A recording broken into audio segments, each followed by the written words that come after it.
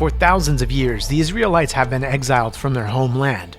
Until 1948, God's predictions concerning Israel are happening now.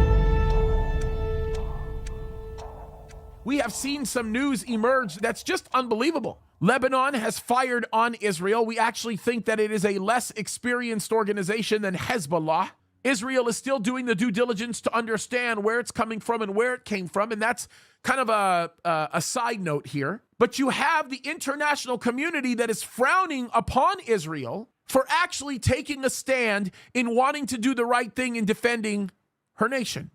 They are beginning to and trying to actively rewrite history with respect to what has happened in Israel. This is something that they are good at doing, and it's something that they've been doing for quite some time. And quite frankly, their father, the devil, has helped them do it quite well. But the truth of the matter is, when people try to rewrite history, there are always going to be a remnant of individuals who can tell you what the real history of the nation of Israel is. And I think that it's appropriate, before we get into the media nonsense that's happening with Israel, that we get into a conversation, a portion of a conversation that I saw between Bibi Netanyahu and Jordan Peterson. Now, I think this is important. Bibi Netanyahu, in one of the most articulate ways I've heard him do it in a very long time, and he's very good at doing this with this particular subject, describes to us how they have tried to rewrite history, or how they have tried to rewrite the history of the nation of Israel. There is a sleeping giant that's being awoken, and we need to be aware of it, because the geopolitics in the region of the Middle East are about to change, and they're going to change dramatically, folks. They have already had a series of changes, but we are going to see it get even more crazy shortly. So let's pay attention to what Bibi Netanyahu says, because, folks, I'm just telling you this right now. The message being communicated by him right now is powerful and effective, and a lot of people do not want to hear this. People who are anti-Israel and people who are anti-God have no desire to see these principles being communicated, because these principles are true and the power of what's being communicated is significant. So let's listen to what Bibi has to say, because this is an important one. The Mamluks, the Ottomans, ultimately the British, a series of conquerors. In other words, they took over the land, lost the land, and did nothing with the land. So if they had done what you say, if they had created, if that house that we were expelled from was taken over by another people, another family, they built a family there, they had children, grandchildren, they extended the porch, they built a parking garage, and so on, it's gone. What can you do? You still have the ability to demand reclamations, compensation, and so on. But, tough luck. That happens in history. But that's not what happened. Once the Jews were conquered by the Arabs did nothing with it, lost the land to others.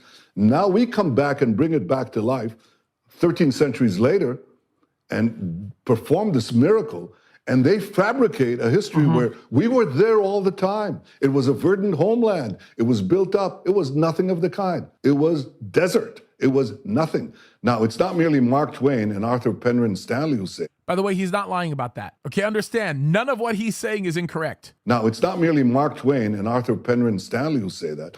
Hundreds and hundreds and hundreds of travelogues over the centuries of famous French poets, of Swiss travelers, of German theologians, everybody, of poets, writers, travelers, who describe exactly the same thing. There was nothing there. There was no Palestinian state. There were no Palestinians. They didn't even, the Arabs even didn't call themselves that. They were calling themselves parts of southern Syria. Yeah, by the way, I just want to say this, and he's right about this. Arabs were never, we say Arabs, the Arabs were never ever calling themselves Palestinians. Do you understand the fact that the name Palestinian was a name that was given by one of the later Roman emperors to Jews as a way of demeaning them? He referred to them by their enemies, which is why he called them Palestina. That's why he said, that's where the name Palestinian comes from. So even the name Palestinian originally refers to a Jew. People don't know that because they don't study history. And when they do study history, they study the wrong history. There was no national consciousness. There was nothing to form the consciousness about. In the 20th century, the Arab world and the Palestinians and their supporters in the West, among the intellectual elites, basically erased history and recreated a fake history. They erased history and created a new history, a fake history. That's what the devil does. He is a liar, and he is the father of lies. basically erased history and recreated a fake history. A fake history that deracinates the Jewish roots that are unparalleled. There is no other story in the history of nations where people fought for so long for their land, for 2,000 years, were dispossessed from it, came back to it, did not kick out an existing population with a national consciousness, rebuilt the land, and now are being told you have no connections to it. You were, you're the colonials. No, we're not. We're not just to give this, just to give us a fine point, because this is so crucial what we're discussing. And I discuss it at considerable length in my book because people are so ignorant of history. We are not the Belgians in the Congo. Wow. We are not the Belgians in the Congo. If you don't know that reference, look it up. It's a powerful reference. Let's take a listen to what he continues to say. Not the Dutch in Indonesia, okay? We're not the British in South Africa. We had been there all the time. We had been in the Congo. We had been, if you will, the equivalent in Indonesia. We were kicked out of the Congo and nothing happened in the Congo. Nothing. No other people there, no development, nothing.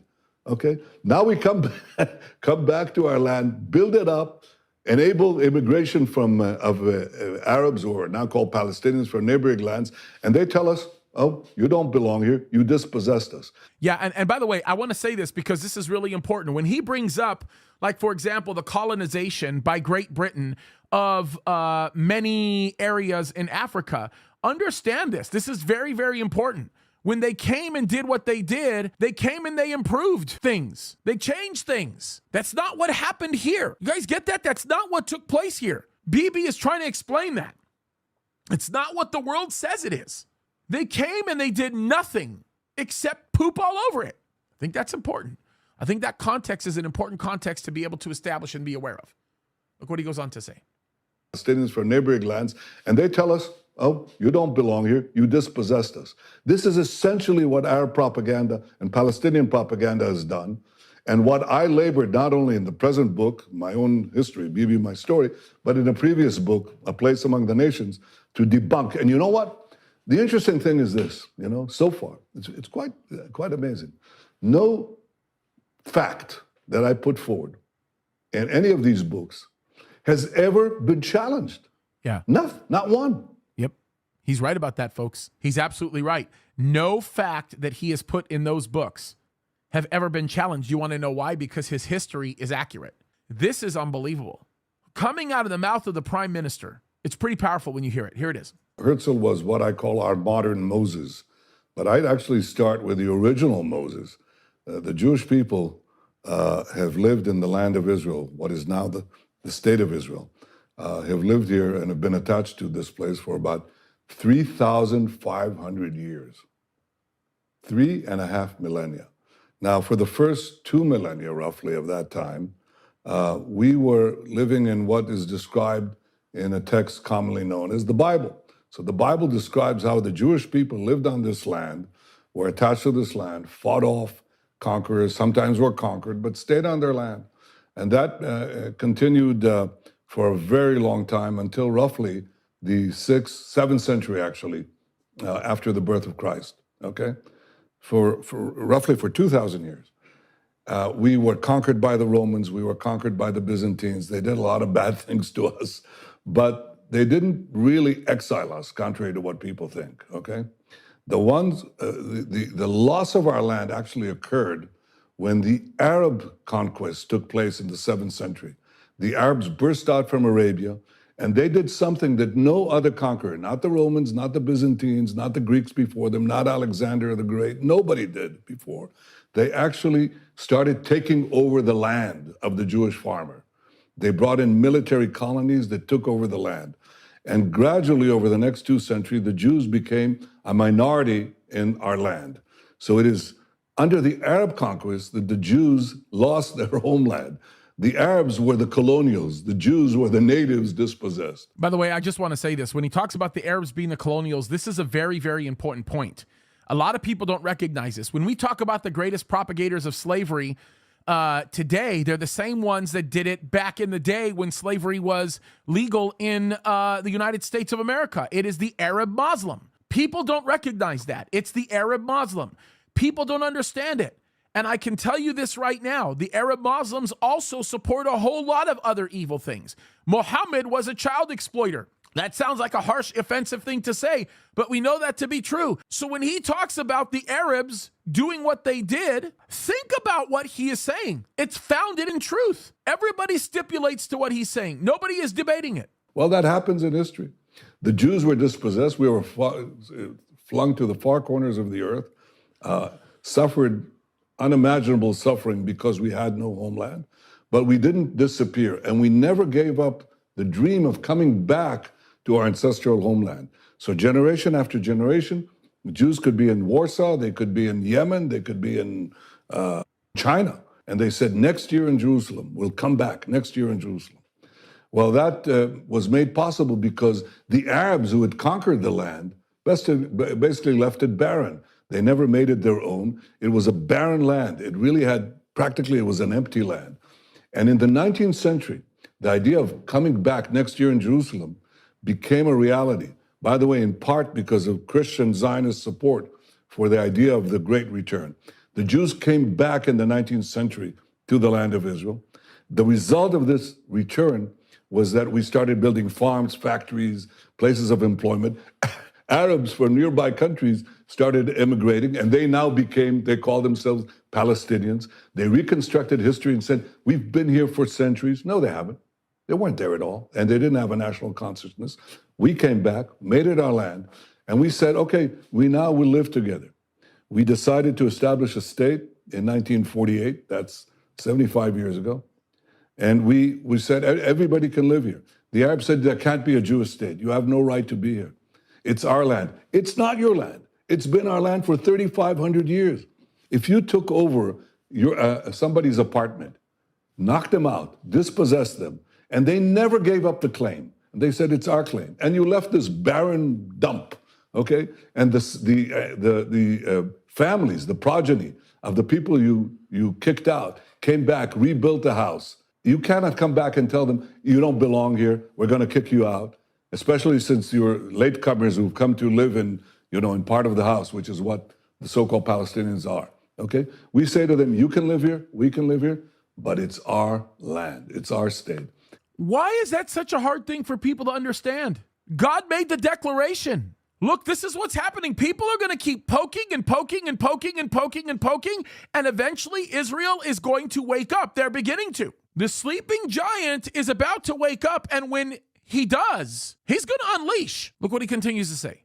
And the reason this conflict continues is because the Palestinians, who represent the colonial powers, the Arab conquest of the Middle East and beyond, they're saying, you have no right for a Jewish state. Well, we do. If any people has any right to a state, if any people never gave up their dreams of returning to their ancestral home, if any people rebuilt their home from nothing, from barren, wasted land, it's the Jewish people. To tell them, you have suffered more than anyone else. You have never lost your dream of coming back and rebuilding your national life in your ancestral homeland. You have no right to be there. But the Arabs who are trying to destroy you, they have that right. That is a complete perversion of history and also a complete perversion of justice. The Jews belong to this land belongs to the Jews. The Palestinians are free to live here next to us, among us, but they're not free to demand the dissolution of the Jewish state. That is not justice, that is injustice.